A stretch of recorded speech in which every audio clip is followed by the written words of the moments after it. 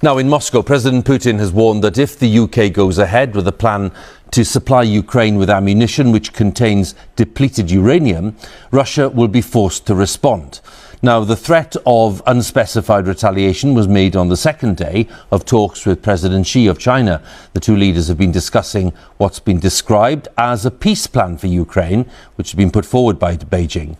Our Russia editor, Steve Rosenberg, has the latest. Take two world leaders, a dash of Kremlin choreography, and you get this. The symbolism was clear. On the world stage, Xi and Putin, China and Russia are coming together to forge what they claim is a strong partnership. The talk at the table was about expanding cooperation.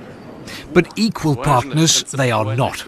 Russia, under pressure over its war in Ukraine, is increasingly dependent on China. And Vladimir Putin is increasingly critical of the West.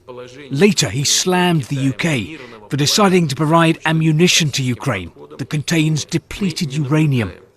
I would like to note that if this happens, then Russia will be forced to take action accordingly. I'm talking about the fact that the West is already starting to use weapons with a nuclear component. Tonight, this warning from Moscow has sparked a reaction from London. The UK Ministry of Defence has pointed out that depleted uranium has nothing to do with nuclear weapons or capabilities. It says it's a standard component the British Army's been using for decades, and that Russia is deliberately trying to disinform.